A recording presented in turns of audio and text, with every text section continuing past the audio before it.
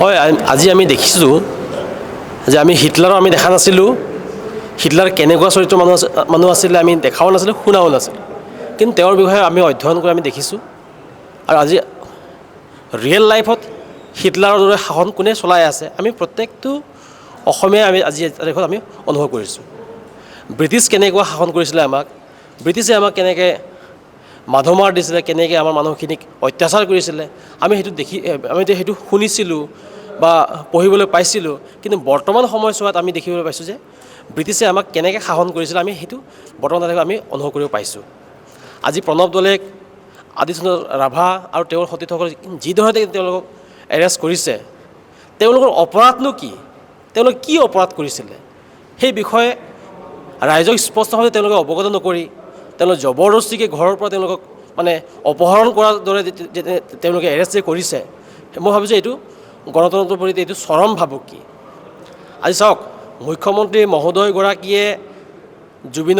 জুবিন গাৰ্গৰ ফটো অংকন কৰাক লৈ তেওঁ যদি নেকি মন্তব্য প্ৰদান কৰিছিলে যে আঁকিবলৈ হ'লে পৰেশ বৰুৱাৰ ফটো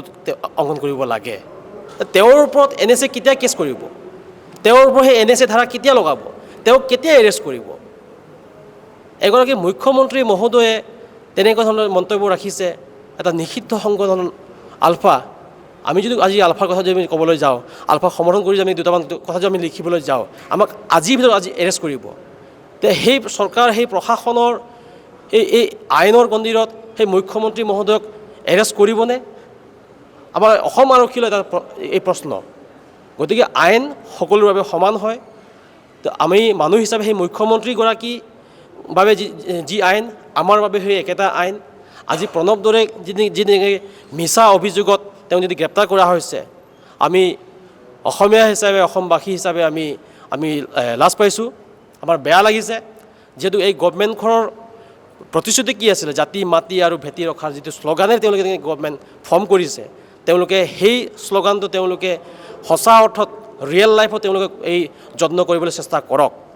আৰু আজি সেইটোকে নকৰি খিলঞ্জীয়া মানুহৰ মাটি কাঢ়ি লোৱা যিটো নেকি তেওঁলোকে চৰিত্ৰ অৱলম্বন কৰিছে খিলঞ্জীয়া মানুহক অত্যাচাৰ কৰি খিলঞ্জীয়া মানুহক নিজৰ ভূমিৰ পৰা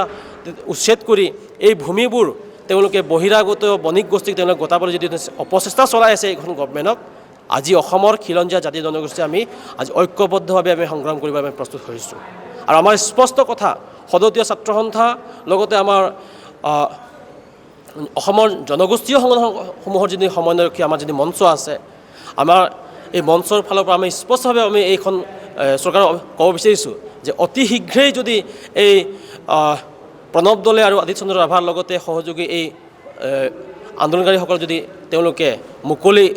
নকৰে তেনেহ'লে অনাগত দিনত আমি মধ্য অসমত আমি জংগী আন্দোলন গঢ়ি তুলিবলৈ আমি বাধ্য হ'ম আৰু ইয়াৰ বাবে সম্পূৰ্ণৰূপে দায়ী আৰু জগৰীয়া হ'ব অসমৰ মুখ্যমন্ত্ৰী হিমন্ত বিশ্ব শৰ্মা ডাঙৰীয়া